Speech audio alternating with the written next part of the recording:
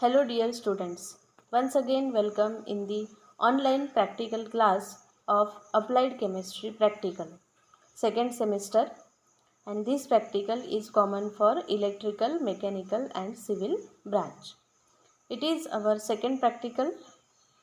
For mechanical and civil student it is experiment number 4 and for electrical student it is experiment number 1. So सबसे पहले हम देखते हैं कि आज के हमारे एक्सपेरिमेंट का एम क्या है।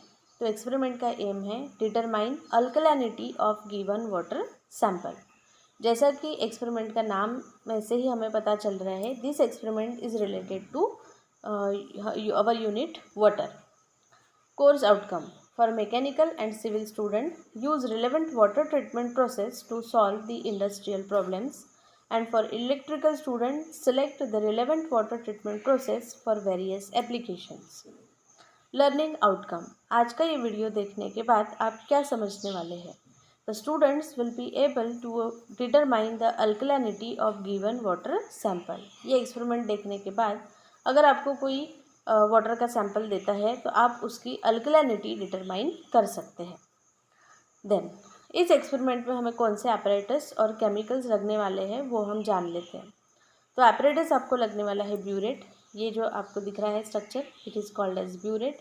देन कोनिकल फ्लास्क जिसमें हम टाइट्रेशन का प्रोसेस करेंगे। सॉल्यूशंस रखने के लिए हमें लगेंगे बीकर्स और पिपेट। देन केमिकल्स हम कौन से यूज़ करने वाले हैं ध्यान से समझेंगे। बहुत ही कॉमन केमिकल्स हम इसमें यूज़ करने वाले हैं। हमें पता है एक नॉन कॉन्सेंट्रेशन का हाइड्रोक्लोरिक एसिड सोल्यूशन हम लेंगे and that hydrochloric acid solution we have to put in the burette. वो जो नॉन कॉन्सेंट्रेशन का HCl सोल्यूशन है उसको हमको ब्यूरेट में भरना है। देन फिनोल्फ्थालीन इंडिकेटर, दूसरा हमें इंडिकेटर लगने वाला है मिथिल ऑरेंज इंडिकेटर। एक्चुअली ये जो प्रोसेस है it is a double titration process. पहले हमें फर्स्ट टाइट्रेशन प्रोसेस करना है जिसमें हमें फिनोल्फ्थालीन इंडिकेटर यूज़ करना है। देन उसी सोल्यूशन में हमें मिथाइल ऑरेंज इंडिकेटर डाल के डबल टाइट्रेशन करना है और जिस वाटर सैंपल का एनालिसिस करना है वो हमको कोनिकल फ्लास्क में लेना है। एक्सपेरिमेंट करने से पहले, उसका डेमॉन्स्ट्रेशन देखने से पहले मैं आपको इस एक्सपेरिमेंट का कुछ मिनिमम थ्योरेटिकल बैकग्राउंड बताने जा रही हूँ। सबसे पहले हम समझेंगे कि अल्कलिनिटी मतलब क्या। तो अल्कलिनिटी जो होती है वो मतलब वाटर में जो कार्बोनेट, बाइकार्बोनेट और हाइड्रोक्साइड आयन होते हैं उसकी वजह से वाटर में अल्कलिनिटी आती है। Alkalinity is the presence of sufficient alkaline ions in the water. The absence of alkalinity means the water is acidic. जिस वाटर में ये अल्कलिनिटी प्रोड्यूस करने वाले आयंस नहीं होते हैं वो वाटर जो होता है उसका नेचर स्लाइटली एसिडिक होता है। Water is said to be alkaline when pH of water is above 7। pH का कंसेप्ट हमने पढ़ा हुआ है ना। तो जब वाटर की pH 7 से ज़्यादा होती है तो ऐसे कहते हैं कि वो वाटर अल्कलाइन वाटर है। The determination of alkalinity is very useful in water and waste water treatment process. ये प्रोसेस से हम वाटर की एग्जैक्ट अल्कलिनिटी पता कर सकते हैं।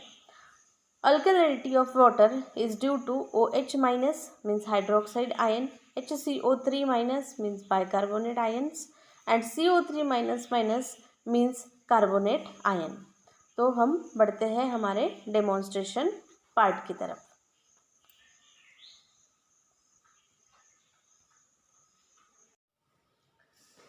सो डियर स्टूडेंट्स, अब हम स्टार्ट करते हैं डेमोन्स्ट्रेशन पार्ट।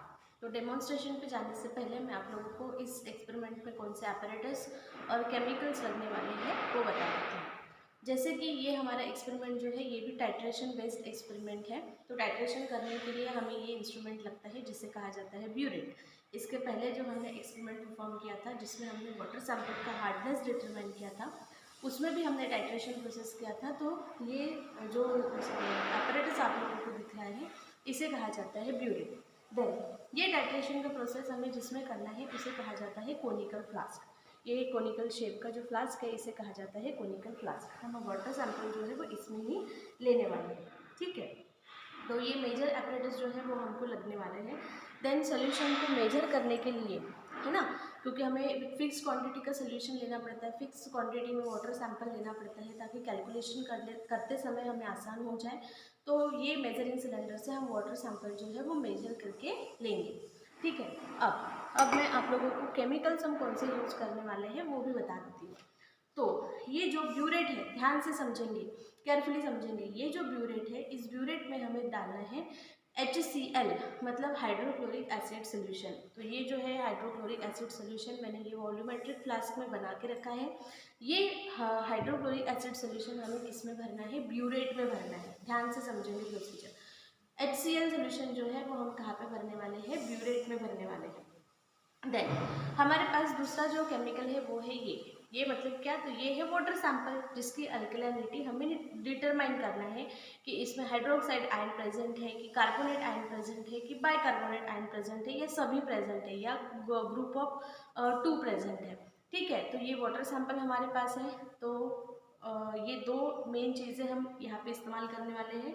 कोनिकल फ्लास्क में हम वाटर सैंपल लेंगे, और ये जो कुछ भी हमारा ब्यूरेट है, ये ब्यूरेट में हम लेने वाले हैं hydrochloric acid. Then titration process जब भी हम करते हैं, तो टाइट्रेशन प्रोसेस में हमारा जो रीडिंग आता है, जो हमारा एंड पॉइंट आता है, वो कलर चेंज के हिसाब से हम लिखते हैं। ठीक है, जैसे लास्ट एक्सपेरिमेंट में भी हमने हार्डनेस डिटर्मिनेशन में देखा था कि पहले वाइन रेड कलर आता है, फिर वाइन रेड कलर को जब हम सोल्यूशन के साथ, EDTA सोल्यूशन के साथ टाइट्रेट करते हैं, तो वाइन रेड कलर जो है वो कन्वर्ट हो जाता है ब्लू कलर में, और वो रीडिंग हमने लिया है। तो सेम यहाँ पे भी हमें इंडिकेटर जो है वो यूज़ करने हैं। अब ये जो एक्सपेरिमेंट है, ये डबल टाइट्रेशन वाला एक्सपेरिमेंट है, मतलब यहाँ पे हमें 2 इंडिकेटर जो है वो यूज़ करने हैं। पहले हम पहला इंडिकेटर यूज़ करके टाइट्रेशन प्रोसेस करेंगे, फिर हमें एक रीडिंग मिलेगा, फिर हम दूसरा इंडिकेटर सोल्यूशन में ऐड करेंगे और फिर से टाइट्रेशन करेंगे तो हमें दूसरा रीडिंग मिलेगा। तो इसे डबल टाइट्रेशन कहा जाता है। ठीक है, तो यहाँ पे हम 2 इंडिकेटर कौन से यूज़ करने वाले हैं? पहला जो इंडिकेटर हम यूज़ करने वाले हैं उसे कहा जाता है फिनोल्फ्थैलीन। ठीक है, उसे क्या कहा जाता है? फिनोल्फ्थैलीन। ये फिनोल्फ्थैलीन इंडिकेटर जो होता है, ये खुद कलरलेस होता है, मतलब उसका कोई भी कलर नहीं होता। लेकिन ये जब बेसिक सोल्यूशन के कांटेक्ट में आता है, ठीक है, बेसिक या अल्कलाइन सोल्यूशन के कांटेक्ट में आता है, तो वो सोल्यूशन का कलर जो है वो पिंक हो जाता है, डार्क पिंक कलर हो जाता है। और एसिड में ये जो है ये कलरलेस होता है, मतलब खुद कलरलेस है, एसिड के कांटेक्ट में आता है तो भी कलरलेस रहता है, लेकिन एल्कली के या बेस के कांटेक्ट में आता है तो पिंक बन जाता है। ठीक है, दूसरा इंडिकेटर जो है यहाँ पे हमारे पास ये है मिथाइल ऑरेंज। ठीक है, ये कौन सा इंडिकेटर है? Methyl orange. इसका खुद का कलर जो है वो थोड़ा सा येलोइश होता है, और ये इस येलोइश कलर से बन जाता है ऑरेंज रेड बन जाता है, तब हम इसका रीडिंग जो है वो लेंगे। ठीक है, तो ये हम 2 इंडिकेटर यहाँ पे यूज़ करने वाले हैं, एक फिनोल्फ्थैलीन और एक मिथिल ऑरेंज। जब मैं आप लोगों को इस एक्सपेरिमेंट का डेमोन्स्ट्रेशन बताऊंगी, तब आपको ये एक्सपेरिमेंट बहुत अच्छे से समझ में आएगा। तो केयरफुली आप लोग देखेंगे कि ये एक्सपेरिमेंट हमें कैसे परफॉर्म करना है। मैं एक छोटा सा आपको प्रोसीजर इसका कैसा है वो बता देती हूँ। सबसे पहले हमें क्या करना है, ये जो वाटर सैंपल है, ये हमें लेना है 25 ml। किस में लेंगे हम? ये हम लेंगे कोनिकल फ्लास्क में। देन 25 ml इसमें हमने वाटर सैंपल ले लिया। उसके बाद हमें उसमें पहला इंडिकेटर डालना है। तो पहला इंडिकेटर हमारा कौन सा है? फिनोल्फ्थैलीन। पहला इंडिकेटर है फिनोल्फ्थैलीन। जैसे ही हम फिनोल्फ्थैलीन हमारे वाटर में डाल देंगे, वाटर का जो है कलर वो पहले कैसे रहेगा? कलरलेस रहेगा, क्योंकि वाटर का कोई कलर नहीं होता। लेकिन जैसे हम इसमें 2-3 बूंदे ये फिनोल्फ्थैलीन इंडिकेटर के डालेंगे, ये वाटर कैसा वाटर है? अल्कलाइन, तभी तो हम इसकी अल्कलाइनिटी निकाल रहे हैं ना। तो और मैंने आपको बताया था कि फिनोल्फ्थैलीन अल्कलाइन सोल्यूशन में पिंक कलर देता है। तो जैसे ही हम ये फिनोल्फ्थैलीन इसमें डालेंगे, इस सोल्यूशन का कलर चेंज होकर बन जाएगा पिंक। ये देखिए, ये कलर आपको समझ में आ रहा है? ठीक है, आप लोगों ने जो कफ साइरप वगैरह देखा होगा बचपन में, जो बच्चों को कफ साइरप देते हो, जनरली इसी कलर का होता है, बहुत ही सुंदर सा पिंक कलर है ये। तो जब हम वाटर सैंपल में फिनोल्फ्थैलीन डालेंगे तो सोल्यूशन का कलर क्या हो जाएगा? पिंक हो जाएगा। अब एक बार हमको पिंक सोल्यूशन मिल जाता है, तो उसको हमको ये जो ब्यूरेट में हमने HCl सोल्यूशन लिया है, इसके साथ टाइट्रेट करना है। मतलब धीरे धीरे ये सोल्यूशन हम इसमें डालते जाएंगे, शेक करते जाएंगे, डालते जाएंगे, शेक करते जाएंगे। कब तक करेंगे? दिन भर रात भर करते रहेंगे क्या? नहीं, तब तक करना है जब तक ये पिंक कलर डिसअपियर नहीं हो जाता, गायब नहीं हो जाता। और फिर से हमें कौन सा कलर मिलेगा? पिंक कलर गायब हो जाएगा और हमें कौन सा कलर मिलेगा? कलरलेस। कोई भी कलर नहीं मिलेगा, ठीक है, मतलब कलरलेस सोल्यूशन हो जाएगा। वो हमारा पहला रीडिंग होगा, वो हमारा पहला रीडिंग होगा। मतलब फिनोल्फथालीन डालने के बाद पिंक कलर आया, उसके बाद हमने उसको ये जो सोल्यूशन है HCl सोल्यूशन इसके साथ टाइट्रेट किया तो पिंक कलर बन गया कलरलेस। तो वो हमारा पहला रीडिंग रहेगा जिसे हम पी बोलते हैं, ठीक है। फिनोल्फथालीन की वजह से आया है। फिनोल्फथालीन कौन से वर्ड से शुरू होता है? पी। तो इसीलिए इसको हम कौन सा रीडिंग बोलेंगे? पी। कौन सा रीडिंग बोलेंगे? पी, ठीक है। अब ये स्टेज पे आपको दूसरा इंडिकेटर जो है उसी सोल्यूशन में ऐड करना है, सोल्यूशन फेंकना नहीं है। ये जो कलरलेस सोल्यूशन आपको मिलेगा उसमें आप कौन सा इंडिकेटर डालेंगे? उसमें आप डालेंगे मिथाइल ऑरेंज इंडिकेटर। ये मिथाइल ऑरेंज इंडिकेटर जब आप इस सोल्यूशन में डालेंगे तो इस सोल्यूशन का कलर जो है वो हो जाएगा, कौन सा कलर है ये? कौन सा कलर है ये? हो जाएगा येलो कलर। इसको कौन सा कलर बोलते हैं? Yellow colour.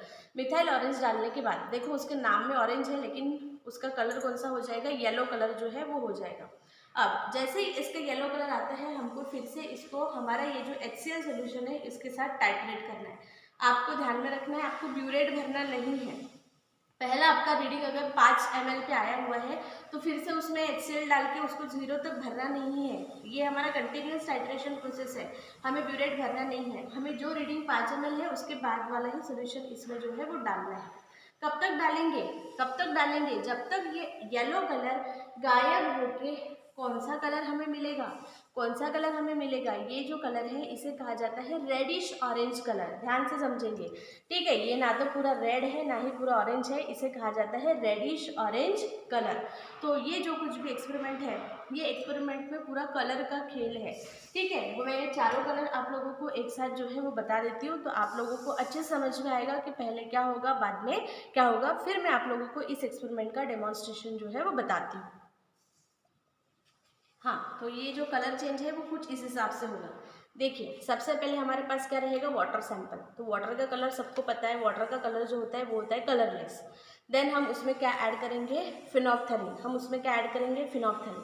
फिनोल्फथालीन इंडिकेटर डालने के बाद सोल्यूशन का कलर क्या हो जाएगा? पिंक। कौन सा कलर हो जाएगा? पिंक। देखिए ये वाला पिंक कलर हो जाएगा। फिर हम क्या करेंगे? ये पिंक कलर वाले सोल्यूशन को ये ब्यूरेट में जो HCl रखा है इसके साथ हम टाइट्रेट करेंगे। कब तक टाइट्रेट करेंगे? जब तक ये पिंक कलर गायब नहीं हो जाता। गायब होने के बाद हमें फिर से ऐसा सोल्यूशन मिलेगा। जब हमें ऐसा सोल्यूशन मिलेगा वो हमारा पहला एंड पॉइंट होगा जिसे हम कहेंगे पी। जिस रीडिंग को हम क्या कहेंगे? पी, क्योंकि ये हमको फिनोल्फथालीन की वजह से मिला है। देन अब हम क्या करेंगे? उसमें डालेंगे मिथाइल ऑरेंज इंडिकेटर। कौन सा इंडिकेटर डालेंगे? Methyl orange indicator. जैसे हम उसमें मिथाइल ऑरेंज इंडिकेटर डालेंगे हमें कौन सा कलर मिलेगा? Yellow colour. ये देखिए ये वाला जो कलर है इसे कहा जाता है येलो कलर। तो हमें कौन सा कलर मिलेगा? येलो कलर मिलेगा। ओके, देन अब आपको क्या करना है? ये जो येलो कलर का सोल्यूशन आपको मिला है इसको फिर से आपको इस सोल्यूशन के साथ ब्यूरेट में जो सोल्यूशन है इसके साथ टाइट्रेट करना है, ठीक है। कब तक टाइट्रेट करना है? जब तक ये येलो कलर चेंज होके कौन सा कलर नहीं बन जाता? Reddish orange. कौन सा कलर नहीं बन जाता? Reddish orange. तो इस तरह से इस एक्सपेरिमेंट में आपको कलर चेंज जो है वो दिखने वाले हैं। Colourless to pink, pink to colourless, colourless to yellow और येलो से आपको मिलेगा रेडिश ऑरेंज। और ये रीडिंग जो है ये हमें मेथाइल ऑरेंज की वजह से मिला हुआ है, इसलिए इस रीडिंग को हम M कहते हैं। क्या कहेंगे? M कहते हैं। तो ये तो मैंने आपको प्रोसीजर बता दिया और अब मैं आप लोगों को इस एक्सपेरिमेंट का बता रही हूँ डेमोन्स्ट्रेशन। एक्चुअल में ये एक्सपेरिमेंट हम कैसे परफॉर्म करेंगे तो ध्यान से समझेंगे आप लोग। हाँ तो स्टूडेंट्स अब हम स्टार्ट करते हैं ये एक्सपेरिमेंट का परफॉर्मेंस। तो सबसे पहले हमें क्या करना है? सबसे पहले हम ब्यूरेट भर देंगे। ब्यूरेट में हमने डाला है HCl solution, hydrochloric acid solution हमें ब्यूरेट में जो है वो भरना है। ये जो चीज़ है इसे हम क्या कहते हैं? ब्यूरेट, ठीक है। देन ये हमारे पास वाटर सैंपल है। ये वाटर सैंपल हमें कितना ml लेना है? 25 ml। किससे लेंगे हम? ये हमारे पास मेजरिंग सिलेंडर है तो इस मेजरिंग सिलेंडर से हम बराबर मेज़र करके लेंगे 25 ml, ठीक है। तो ये मैं इसमें डाल रही हूँ 25 ml। क्या चीज़ है ये? Water sample. क्योंकि इस एक्सपेरिमेंट में हमें वाटर की क्या डिटरमाइन करना है? अल्कलैनिटी, मतलब उसमें कितना कार्बोनेट या बाइकार्बोनेट या हाइड्रोक्साइड प्रेजेंट है। तो ये मैंने इसमें डाल दिया, ठीक है। तो ये इसमें डालने के बाद इसमें थोड़ा सा शायद फिनोल्फथालीन पहले से लगा हुआ होगा, कोनिकल फ्लास्क को अच्छे से वॉश नहीं हुआ होगा इसलिए ये पिंक हो गया है, ठीक है। तो मैं क्या करती हूँ कि मैं डिस्कार्ड कर देती हूँ इसको, मैं दूसरा वाटर सैंपल इसमें लेती हूँ ताकि हमारा रीडिंग जो है वो सही आना चाहिए। ठीक है, तो just wait for a moment. हाँ तो बच्चों, अभी मैंने ये कोनिकल फ्लास्क अच्छे से क्लीन करके लाया है, अच्छे से वॉश करके लाया है। आई होप इस बार जो है वो हम सही करेंगे। ठीक है, तो फिर से हम, ये हमारा वाटर सैंपल है 25 ml, हम ये वाटर सैंपल जो है वो ले रहे हैं। अच्छे से मेजरिंग सिलेंडर से मेजर करके लेंगे केयरफुली। ये आ गया है 25 ml हमारा वाटर सैंपल, ये हम इसमें डाल देते हैं। हाँ, अब ये अच्छे से वॉश था, इसलिए बच्चों आपका अपैरेटस की क्लीनिंग भी जो है वो प्रॉपरली जो है वो करना है। देखिए ये वाटर सैंपल है, ये कलरलेस है। अब हमें क्या करना है, अब हमें इसमें डालना है फिनोप्थैलिन इंडिकेटर। इसके साथ अभी नहीं करना है, पहले फिनोप्थैलिन इंडिकेटर डालना है। ठीक है, मैंने क्या बताया था आपको, फिनोप्थैलिन इंडिकेटर डालने के बाद कौन सा कलर मिलेगा आपको, पिंक कलर। ये रेफरेंस के लिए मैंने सब कलर यहाँ पे रखे हुए हैं। ये जो फिनोप्थैलिन इंडिकेटर है इससे हम डालेंगे। ठीक है, बिल्कुल 2-3 ड्रॉप्स भी अगर डालते हैं तो भी सॉल्यूशन का कलर, देखिए डालते बराबर ये फिनोप्थैलिन इंडिकेटर इसमें डालते बराबर ये सॉल्यूशन का कलर जो है वो चेंज हो गया है, और सॉल्यूशन का कलर जो है वो क्या बन गया है, पिंक कलर। ठीक है तो ये सॉल्यूशन का कलर बन गया है पिंक। अब हमें क्या करना है, ये पिंक सोल्यूशन को हमें इस ब्यूरेट में, ये जो हाइड्रोक्लोरिक एसिड सोल्यूशन हमने भर के रखा है, ठीक है, इस हाइड्रोक्लोरिक एसिड सोल्यूशन के साथ हमको इसको क्या करना है, टाइट्रेट करना है। टाइट्रेट करना है मतलब क्या, ये पिंच थोड़ा थोड़ा दबाना है तो सोल्यूशन यहाँ से बाहर निकलेगा, इसमें जाएगा, फिर हम इसको शेक करेंगे। ठीक है, केयरफुली आपको करना है और आपको केयरफुली रीडिंग लेना है। कौन सा पॉइंट, जब आपका सोल्यूशन पिंक से क्या बन जाएगा, कलरलेस, ऐसा कलरलेस बन जाएगा। ठीक है, देन तो अब हम देखते हैं कि कैसे ये चेंज होता है। ध्यान से देखेंगे, ये मैं इसमें डाल रही हूँ, डालते जाना है, शेक करते जाना है। ठीक है, थोड़ा थोड़ा 2-2 3-3 बूंद डालते जाना है। और टाइट्रेशन का जब भी हम एक्सपेरिमेंट करते हैं ना, तो कभी भी हमारा पहला रीडिंग फाइनल रीडिंग नहीं होता, क्योंकि पहली बार जब हम डालते हैं तो हो सकता है कि पहले ही पिंक कलर आ जाए, लेकिन हमारे हाथ से सोल्यूशन जो है वो ज़्यादा गिर जाता है। तो सपोज़ फॉर एग्जांपल 5 ml पे हमें पहले रीडिंग में ऐसा लगा कि कलरलेस हो गया है, लेकिन शायद हो सकता है कि वो 4.5 पे ही हो गया होगा। तो हमें एक रेंज पता चल जाती है कि 5 के करीब जो है वो हमारा रिजल्ट आने वाला है, रीडिंग आने वाला है।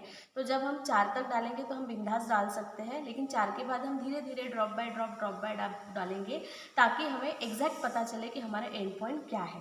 ठीक है, तो ये हम धीरे धीरे यहाँ पे डाल रहे हैं 2-3 ड्रॉप, और इसको हम शेक करते जा रहे हैं, ये डालते जा रहे हैं और ये शेक करते जा रहे हैं। ठीक है, ये सोल्यूशन, अभी ये रीडिंग हमारा 8.5 ml तक पहुंच गया है। ठीक है, अब फिर से हम इसमें डालेंगे और शेक करेंगे। ठीक है, टाइट्रेशन प्रोसेस है ये, इसको टाइट्रेशन प्रोसेस कहा जाता है। और इंडिकेटर का बहुत ही इम्पोर्टेंट रोल होता है, क्योंकि इंडिकेटर के माध्यम से ही हमें एक्सपेरिमेंट का एंड पॉइंट जो है वो मिलता है। ठीक है, अभी हम, ये हमारा रीडिंग जो है वो 22 तक पहुंच गया है। अब थोड़ा सा हमारा कलर फेंट हो गया है, मतलब अभी हम हमारे रीडिंग के बहुत करीब हैं। देखिए कलर जो है वो फिक्का हो गया है, थोड़ा सा लाइट हो गया है। अब हाँ डालेंगे, देखिए एकदम से कलर जो है वो चेंज हो जाता है, अभी भी नहीं हुआ है। ठीक है, पूरी तरह से कलरलेस आना चाहिए, आपके शेकिंग के ऊपर भी डिपेंड करता है। देखिए कितना फेंट हो गया है ना, कितना फिक्का हो गया, मतलब इसको और शेक करेंगे तो शायद अभी हो जाएगा ये। हाँ तो ये फिक्का हो गया, अभी सिर्फ 1 ड्रॉप की ज़रूरत है। हाँ ये देखिए पूरा सोल्यूशन का कलर जो है वो गायब हो गया है, पूरे सोल्यूशन का कलर गायब हो गया है, और ये सोल्यूशन हमारा पूरी तरह से, कौन सा सोल्यूशन बन गया है, कलरलेस। ठीक है, कौन सा सोल्यूशन बन गया है, कलरलेस। तो ये हमें हमारा पहला रीडिंग मिला है, जहाँ पे पिंक कलर चेंज होके बन गया है कलरलेस। और ये हमारा रीडिंग जो आया है, ये हमारा रीडिंग आया है 23.1। ये हमारा जो रीडिंग आया है, ये हमारा रीडिंग आया है 23.1 पे। तो रीडिंग आपको नोट डाउन कर लेना है, और ये जो सेम प्रोसीजर है इसके साथ, ठीक है, ये हमको जो है वो रिपीट करनी होती है। ठीक है, लेकिन अभी मैं फ़िलहाल आपको डेमोन्स्ट्रेशन के लिए बता रही हूँ, तो इसलिए जो है मैं एक ही रीडिंग यहाँ पे ले रही हूँ। तो हमारा पहला रीडिंग क्या आया हुआ है, 23.1। अब आपको ध्यान ये रखना है कि पहला रीडिंग आपका आ गया तो आपको ब्यूरेट फिर से नहीं भरना है, इसको 23.1 पे ही रहने देना है, क्योंकि ये हमारा कंटिन्यूस टाइट्रेशन प्रोसेस है, एक ही प्रोसेस है। अब आप क्या करेंगे, क्या बताया था मैंने, ये डबल टाइट्रेशन है। पहली बार फिनोप्थैलिन इंडिकेटर इंडिकेटर डालना है फिनोप्थैलीन, और दूसरी बार आपको इसमें कौन सा इंडिकेटर डालना है, मिथिल ऑरेंज। ठीक है, तो मिथिल ऑरेंज इंडिकेटर डालने के बाद आपके सोल्यूशन का कलर कौन सा होने वाला है, येलो। ठीक है, और फिर आप फिर से उसको इसके साथ टाइट्रेट करेंगे HCl के साथ, कलर जब तक कौन सा नहीं हो जाता, रेडिश ऑरेंज। तो अब हम देखते हैं कि ये मिथिल ऑरेंज के साथ येलो सॉल्यूशन जो है वो किस तरह से आता है। ठीक है, तो ये मिथाइल ऑरेंज का सॉल्यूशन जो है ये मैंने इसमें डाल दिया। ठीक है, 2-3 बूंद आपको डालनी है। ये आपने मिथाइल ऑरेंज सॉल्यूशन इसमें डाल दिया। इसको कैप जो है किसी भी सॉल्यूशन का लगा देना। देखिए, आप देख सकते हैं यहाँ पे कौन सा कलर मिला है, येलो कलर। मैंने आपको बताया था कि आपको येलो कलर मिलेगा, तो आपको यहाँ पे मिल गया है ये येलो कलर।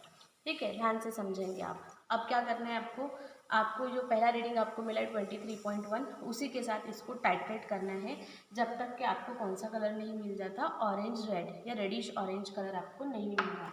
ठीक है, तो दोनों कलर एक समान नहीं है, दोनों डिफरेंट है। इसको आपको तब तक इसके साथ रिएक्शन करवाना है जब तक ऐसा कलर आप लोगों को नहीं मिल जाता। ठीक है, तो हम इसको फिर से कंटिन्यू करेंगे। पहला रीडिंग हमारा 23.1 आया था। ठीक है, ये हम इसमें डाल रहे हैं ड्रॉप बाय ड्रॉप, और इसको शेक कर रहे हैं। ड्रॉप बाय ड्रॉप डालेंगे और शेक करेंगे। ठीक है, ये थोड़ा थोड़ा अभी ऐसे लग रहा है, उसमें जब गिरता है तो कलर चेंज हो जाता है। ठीक है, लेकिन जब हम इसको शेक करते हैं तो फिर से वही कलर मिल रहा है हमको।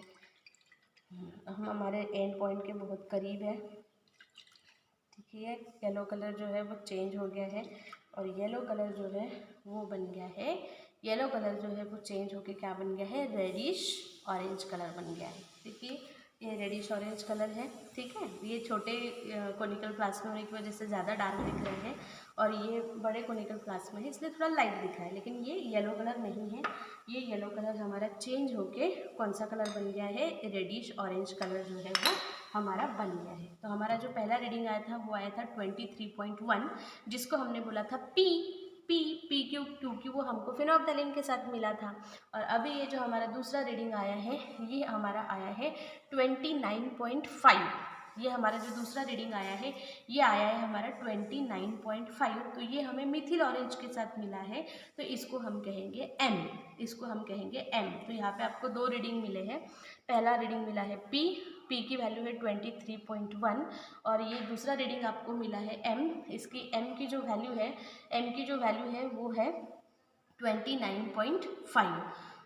तो ये मैंने आपको एक बार करके बताया। आपको सेम प्रोसीजर जो है वो कम से कम 3 बार जो है वो रिपीट करना है, पूरा प्रोसीजर। ठीक है, मतलब पहले फिनोप्थैलीन इंडिकेटर के साथ, फिर मिथाइल ऑरेंज के साथ, ये दूसरा सेट हो जाएगा। फिर से ब्यूरेट भरेंगे, फिर से 25 ml वाटर सैंपल लेंगे, और फिर से फिनोप्थैलीन डाल के पहला टाइट्रेशन, और फिर मिथाइल ऑरेंज डाल के दूसरा टाइट्रेशन। तो दूसरी और तीसरी बार आपका रीडिंग जो है वो बहुत ही अच्छा आ जाता है। तो फिर से मैं आपको याद दिला देती हूँ, हमारा पहला रीडिंग जो है वो 23.1 आया है, और दूसरा रीडिंग जो है वो हमारा आया है 29.5। तो अब मैं आप लोगों को बताती हूँ कि इसका ऑब्जर्वेशन टेबल कैसे लिखना है, और उसके बाद इसके कैलकुलेशन किस तरह से करने हैं, और फिर हम देखेंगे कि रिजल्ट, इंटरप्रिटेशन और कंक्लूजन किस तरह से लिखना है। हाँ, तो स्टूडेंट्स, हमारे एक्सपेरिमेंट का एम है to determine the alkalinity of given water sample. Water sample की हमें अल्कलैनिटी जो है वो निकालना है। हमने डबल टाइट्रेशन वाला एक्सपेरिमेंट किया है। एक रीडिंग हमें फिनोप्थैलीन इंडिकेटर के साथ मिला है, उसके हम लिखेंगे ऑब्जर्वेशन टेबल 1 में, और एक रीडिंग हमें मिला है मिथाइल ऑरेंज इंडिकेटर के साथ, उसको हम लिखेंगे ऑब्जर्वेशन टेबल 2 में। ठीक है, देन मैंने अभी आपको डेमोन्स्ट्रेट करते समय सिर्फ एक ही बार एक्सपेरिमेंट जो है वो परफॉर्म किया है, लेकिन आप जब इसको एक्चुअल में परफॉर्म करते हैं तब आपको सेम रीडिंग जो है वो 3 बार लेके देखना है। ठीक है, तो अभी मैंने एक ही लिया है, तो मैं एक ही रीडिंग जो है वो बार बार लिख देती हूँ। फिनोप्थैलीन इंडिकेटर के साथ हमारा जो रीडिंग आया था वो आया था 23.1। ठीक है, तो मैं दूसरा भी रीडिंग लिख देती हूँ 23.1, और तीसरा भी रीडिंग मैं लिख देती हूँ 23.1। तो जो हमारा कांस्टेंट रीडिंग है, कांस्टेंट रीडिंग की वैल्यू क्या आ जाएगी, जिसे हम ढूंढने वाले हैं पी की वैल्यू आ जाएगी 23.1 ml।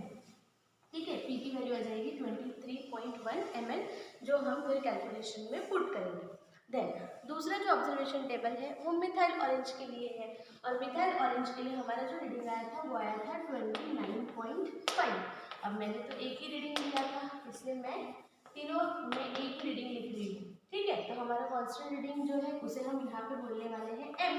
तो m की वैल्यू आ जाएगी 29.5 ml। m की वैल्यू जो है वो आ जाएगी 29.5 ml। तो ऐसे हमें दो रीडिंग मिले हैं, एक हमें मिला है p और एक हमें मिला है m।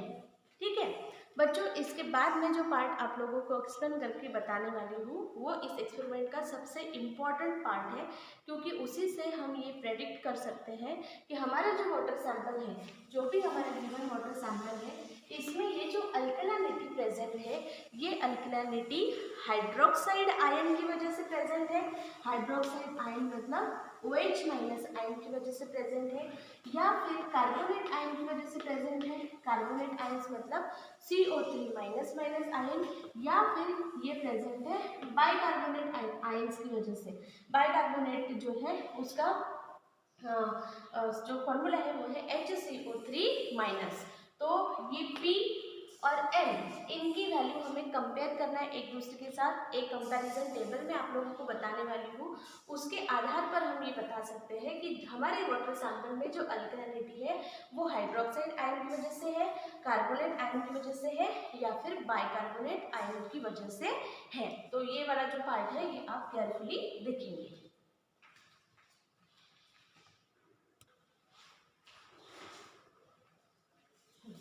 हाँ तो स्टूडेंट, ये पार्ट बहुत ज़्यादा इम्पोर्टेंट है। हम वाटर की क्या डिटरमाइन कर रहे हैं, अल्कलानिटी। और जैसा कि मैंने इसके मिनिमम थ्योरेटिकल बैकग्राउंड में ऑलरेडी आप लोगों को बताया है कि वाटर में जो अल्कलानिटी होती है, it is because of presence of this type of ions. OH minus ion जिसको कहा जाता है hydroxide ion, then CO3 minus minus ion जिसे कहा जाता है कार्बोनेट आयन, और HCO3 माइनस जिसे कहा जाता है बाइकार्बोनेट। CO3 माइनस माइनस मतलब कार्बोनेट, और HCO3 सिंगल माइनस मतलब होता है बाइकार्बोनेट। ठीक है, अब हमें P और M की वैल्यू जो है वो एक दूसरे के साथ कंपेयर करना है। तो हमारी P की वैल्यू आई है 23.1 और M की वैल्यू जो आई है वो है 29.5। अब इस टेबल के माध्यम से हम ये बता सकते हैं कि हमारे गिवन वाटर सैंपल में जो अल्कलानिटी है वो इनमें से कौन से आयन्स की वजह से प्रेजेंट है। ध्यान से समझेंगे। पहला कॉलम जो है वो ब्यूरेट रीडिंग का है, और दूसरे कॉलम में हम बता रहे हैं कि अल्कलानिटी कौन से आयन्स की वजह से हो सकती है। ठीक है, तो पहला ऑब्जर्वेशन क्या कहता है कि अगर P की वैल्यू, मतलब हमने जो टाइट्रेशन प्रोसेस किया है उसमें हमारा पहला रीडिंग जो है जिसे हमने P नाम दिया था वो अगर 0 आता है, ठीक है, P की वैल्यू जो है वो क्या आती है, 0 आती है। मतलब हमने उसमें फिनोप्टेरिन इंडिकेटर डालने के बाद पिंक कलर आया ही नहीं, ठीक है, कलरलेस ही सोल्यूशन रहा, इसका मतलब P की वैल्यू क्या हो जाएगी, 0। तो ऐसे कंडीशन में वाटर में जो भी हार्डनेस होता है वो किस वजह से होता है, HCO3 माइनस। HCO3 माइनस मतलब किस वजह से, बाइकार्बोनेट की वजह से। तो जब हम कैलकुलेशन करेंगे तो हमें कैलकुलेशन सिर्फ किसके लिए करना पड़ेगा कि गिवन वाटर सैंपल में कितने बाइकार्बोनेट आयंस प्रेजेंट हैं। ठीक है, देन दूसरा, अगर P की वैल्यू क्या आती है, M की जितनी, P की वैल्यू क्या आती है, M की जितनी। जैसे हमारी P की वैल्यू कितनी आई है 23.1, और उसमें मिथिल ऑरेंज डालने के बाद तुरंत ही अगर येलो कलर ना आते हुए ऑरेंज रेड कलर आ जाता था, रेडिश ऑरेंज कलर आ जाता था, ठीक है, तो हमारा M की वैल्यू भी वही हो जाती थी 23.1। तो ऐसे कंडीशन में जब P और M की वैल्यू एग्जैक्टली सेम होती है तो जो वाटर में अल्कलानिटी होती है वो कौन से आयन्स की वजह से होती है, OH minus ion. OH minus ion मतलब हाइड्रोक्साइड आयन की वजह से। ठीक है, देन तीसरा रीडिंग क्या कहता है कि P is equal to half of M। जो हमारा पहला रीडिंग आया है वो अगर दूसरे रीडिंग के कितना है, हाफ है, तो अल्कलानिटी जो वाटर सैंपल में प्रेजेंट होती है वो किस वजह से प्रेजेंट होती है, कार्बोनेट आयन की वजह से, मतलब CO3 माइनस माइनस आयन की वजह से। ठीक है, P की वैल्यू सपोज हमारी कितनी आई है 23.1 और M की वैल्यू कितनी है 29.5। तो 29.5 का हाफ अप्रोक्सीमेटली 14 पॉइंट समथिंग हो जाएगा। तो ये जो M का हाफ है ये P के साथ मैच हो रहा है क्या, ये पॉइंट के साथ मैच हो रहा है क्या, नहीं, मतलब हमें ये पॉइंट जो है उसका कैलकुलेशन लागू नहीं पड़ेगा। देन नेक्स्ट क्या कंसेप्ट है कि P is less than half of M। P की वैल्यू मतलब आपके पहले रीडिंग की वैल्यू अगर दूसरे रीडिंग के हाफ से क्या होती है, कम होती है, दूसरे रीडिंग के, ये बहुत ही क्रूशियल चीज है, ये ध्यान से समझेंगे, ठीक है। अगर आपकी P की वैल्यू जो है वो हाफ ऑफ M से कम होती है, लेस देन होती है, तो आपके सोल्यूशन में, आपके वाटर सैंपल में जो भी हार्डनेस प्रेजेंट है वो किस वजह से होता है, carbonate as well as bicarbonate की वजह से, carbonate as well as bicarbonate की वजह से, ठीक है। तो हमें कार्बोनेट का भी कैलकुलेशन करना पड़ेगा और बाइकार्बोनेट को भी कैलकुलेट करना पड़ेगा। देन लास्ट वाला क्या कहते हैं कि जो P की वैल्यू है, मतलब आपका जो पहला रीडिंग है, it is more than half of M, दूसरे रीडिंग के हाफ से वो क्या होता है, बड़ा होता है, मोर देन होता है। तो जो भी अल्कलिनिटी है वो कौन से आयंस की वजह से होंगी, OH minus ion and CO3 minus minus ion, मतलब हाइड्रोक्साइड आयन और कार्बोनेट आयन, ठीक है। आई होप कि आपको ये टेबल थोड़ा बहुत समझ में आया होगा। अगर नहीं समझ में आएगा तो हम हमारे रीडिंग के साथ इसका कंपैरिजन कर लेते हैं और हमें कौन सा कैलकुलेशन करना है वो हम समझते हैं। पहला पॉइंट क्या है कि P इज इक्वल टू 0, हमारा P इज इक्वल टू 0 आया है क्या, नहीं आया है, मतलब हमारे सोल्यूशन में जो अल्कलिनिटी है वो HCO3 माइनस माइनस की वजह से नहीं है, ठीक है। दूसरा क्या कहता है, P is equal to M, हमारी P की वैल्यू और M की वैल्यू सेम है क्या, नहीं है, P is equal to not M, मतलब हमें ये दूसरा वाला कैलकुलेशन भी जो है वो फॉलो नहीं करना पड़ेगा, सिर्फ OH माइनस आयन की वजह से अल्कलिनिटी नहीं है। तीसरा दिया हुआ है कि P is equal to half of M, तो पहले हम M का हाफ कर लेते हैं, तो ये M का हाफ कुछ तो भी 14 पॉइंट समथिंग कुछ तो भी आएगा, तो P is equal to half of M बोला है, तो P की वैल्यू क्या है 23.1 और हाफ ऑफ M की वैल्यू क्या आएगी 14.7 है, 14.7, तो ये सेम है क्या, नहीं है ये सेम, इसका मतलब ये तीसरे टाइप का कैलकुलेशन भी हमको नहीं करना है, ये भी हमको लागू नहीं पड़ता है, ठीक है। देन नेक्स्ट पॉइंट क्या कह रहे हैं कि P is less than half of M, P is less than half of M, तो P is less than half of M, तो P की वैल्यू कितनी है हमारी 23.1 और हाफ ऑफ M हमने अभी अभी देखा था 14.7, तो 23.1 क्या है, बड़ा है ना, ऐसा साइन होता है ना, जो बड़ा होता है उसका साइन ऐसा होता है, मतलब हमारा ये जो फोर्थ वाला कैलकुलेशन है ये भी हमको लागू नहीं पड़ेगा, उसके कैलकुलेशन हमको नहीं करने पड़ेंगे, ठीक है। अब लास्ट पॉइंट क्या है, P is more than half of M, P is more than half of M, तो P की वैल्यू है 23.1 और हाफ ऑफ M की वैल्यू है 14.7, तो 14.7 से 23.1 क्या है, बड़ा है, मतलब हमारा जो वाटर सैंपल हमने यहाँ पे लिया है उसमें जो अल्कलिनिटी है वो अल्कलिनिटी कौन से आयंस की वजह से है, OH माइनस आयन मतलब हाइड्रोक्साइड आयन और CO3 माइनस माइनस आयन मतलब कार्बोनेट आयन, ठीक है। तो अब हम जो कैलकुलेशन करेंगे वो कैलकुलेशन में हमें कौन से आयंस को ढूंढना है, OH माइनस आयन, और कौन से आयंस को ढूंढना है, CO3 माइनस माइनस के आयन जो है उसकी वजह से कितनी अल्कलिनिटी है वो कैलकुलेशन हमें अभी करना है। तो अब हम बढ़ते हैं हमारे कैलकुलेशन पार्ट की वजह से। बाइकार्बोनेट वाला कैलकुलेशन हमको नहीं करना है क्योंकि हमारे वाटर सैंपल में ये टेबल के अनुसार बाइकार्बोनेट आयन प्रेजेंट नहीं है, तो हम कैलकुलेशन का पार्ट जो है वो देखते हैं। सो स्टूडेंट्स अब हम देखते हैं कैलकुलेशन। जैसा कि इसके पहले वाले टेबल से हम लोगों को पता चला था कि हमारे जो P की वैल्यू है, मतलब पहला जो रीडिंग है it is greater than half of M, ठीक है। M जो रीडिंग हमारा था वो था 29.5, तो उसका हाफ जो है वो हो जाता है 14 पॉइंट समथिंग, तो हमारा जो P वैल्यू है वो उस 14.7 से जो है वो बड़ा है। इसका मतलब हमारे सोल्यूशन में जो अल्कलिनिटी है वो कौन सा आयन की वजह से है, OH माइनस आयन मतलब हाइड्रोक्साइड आयन और CO3 माइनस माइनस आयन मतलब कार्बोनेट आयंस। तो हमें बाइकार्बोनेट के लिए वाला कैलकुलेशन नहीं करना है, सिर्फ हमें दो ही कैलकुलेशन करने हैं, alkalinity due to hydroxide ion and alkalinity due to CO3 minus minus ion. तो ये उसका क्या है, फॉर्मूला है कि हाइड्रोक्साइड की वजह से जब अल्कलिनिटी होती है तो उसका ये फॉर्मूला है 17 into 2p minus m into 0.01 divided by 1000, ये उसका फॉर्मूला है। तो पहले हम अल्कलैनिटी ड्यू टू OH निकाल लेते हैं, OH माइनस, और उसके बाद फिर हम कार्बोनेट CO3 माइनस माइनस के अल्कलैनिटी जो है वो निकालेंगे। तो फॉर्मूला हमारा है 17। अब आपको लगेगा कि 17 कहाँ से आया, तो ये जो कुछ भी OH है, ये OH का जो मॉलिक्यूलर वेट है वो है 17। ऑक्सीजन का होता है वेट 16 और हाइड्रोजन का होता है 1, तो 16 + 1 इज इक्वल टू हो जाता है 17। ठीक है, तो आई होप कि आपको ये 17 कहाँ से आया वो समझ में आया।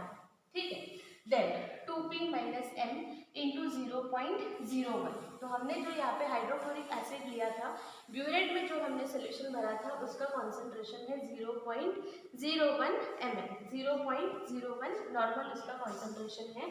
ठीक है, और ये जो कुछ भी हम स्टैंडर्ड फार्मूला लेते हैं वो 1000 ml के लिए लेते हैं, इसलिए ये 1000 वहाँ से आए हुए हैं। ठीक है, अब P की वैल्यू हमारी क्या थी, P की वैल्यू हमारी थी 23.1 और N की वैल्यू थी 29.5। तो जब हम इसमें उसको डालते हैं तो हमारा आंसर जो है वो आ जाता है 16.7।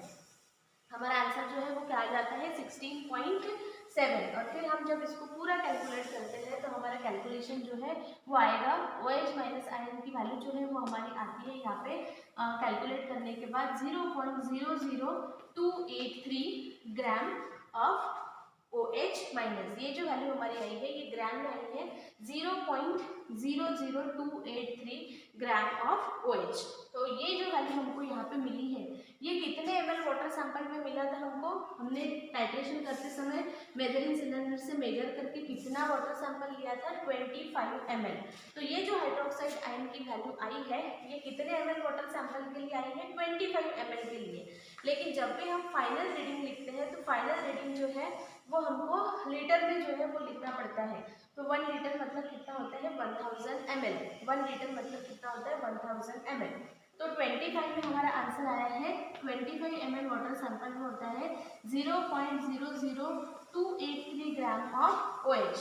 तो फिर 1000 ml में क्या होगा, क्रॉस मल्टीप्लिकेशन जब हम करेंगे तो हमें कैलकुलेशन इस तरह से करना पड़ेगा, 0.00283 इंटू 1000 डिवाइडेड बाई 25, तब हमारा जो आंसर है वो आता है 0.113।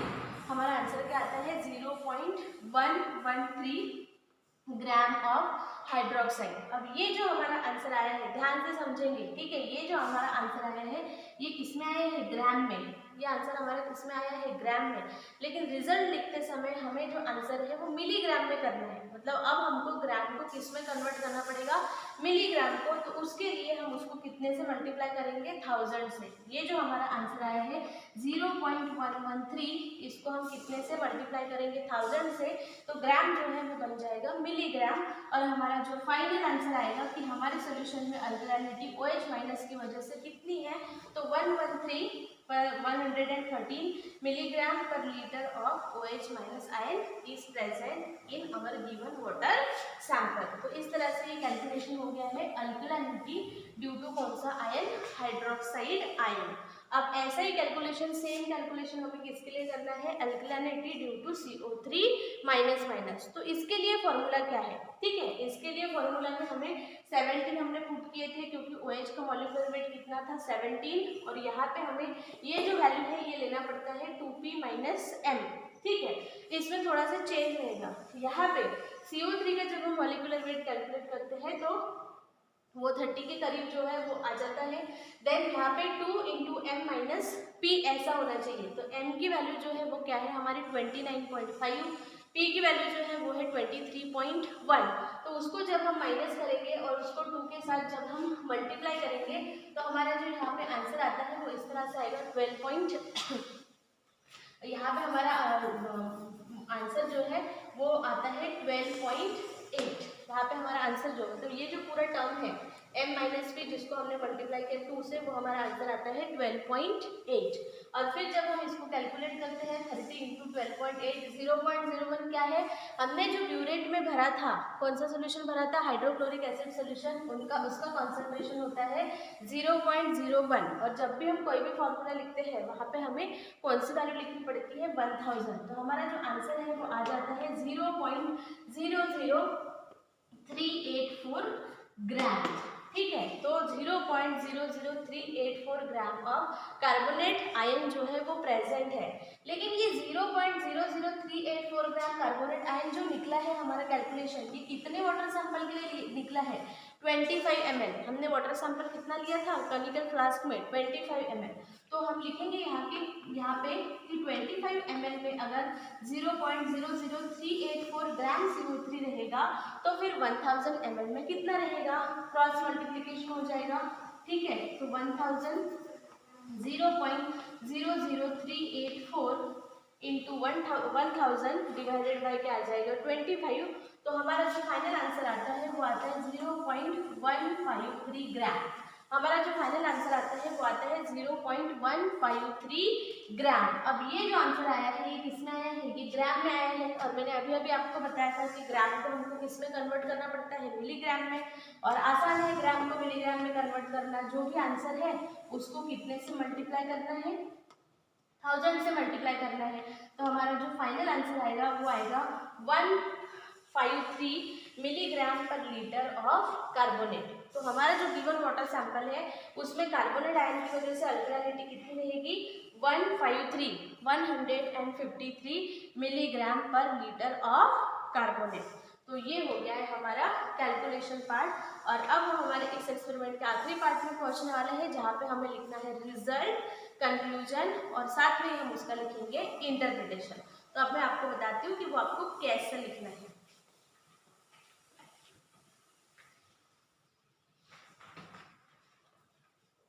सो स्टूडेंट्स, तो लास्ट पार्ट हमारे एक्सपेरिमेंट का एम है हमारे एक्सपेरिमेंट्स का कि to determine the alkalinity of given water sample. तो हमने इसका प्रोसीजर भी देखा है, डेमोन्स्ट्रेशन देखा, ऑब्जर्वेशन टेबल कैसे लिखना है, कैलकुलेशन पार्ट भी देखा और फाइनली अब हम इसका लिखने वाले हैं रिजल्ट। रिजल्ट में हमें दो स्टेटमेंट लिखने हैं क्योंकि हमें दो तरह की अल्कलिनिटी मिली है, एक alkalinity due to hydroxide ion और एक alkalinity due to carbonate ion.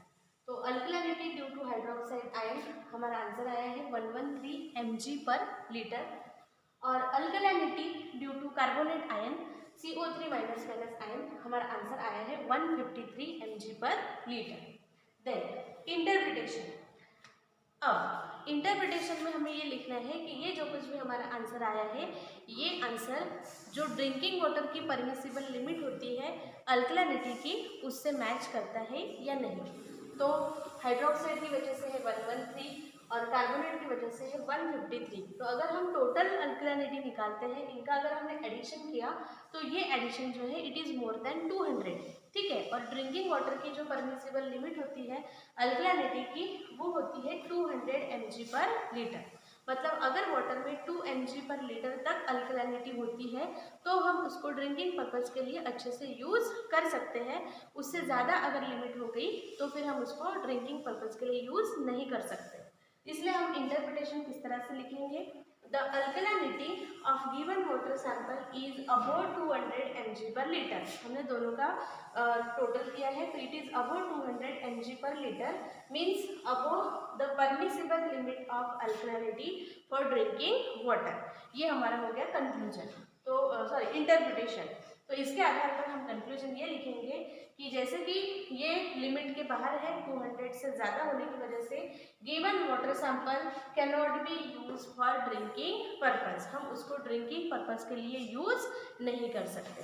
तो ये है हमारा experiment to determine alkalinity of given water sample. I hope अभी आप कोई भी वाटर सैंपल अगर आपको मिलता है तो उसकी अल्कलिनिटी अच्छे से डिटरमाइन कर सकते हैं। एक्सपेरिमेंट को रिपीटेडली देखिए, प्रोसीजर समझिए और इस एक्सपेरिमेंट को कंप्लीट करिए।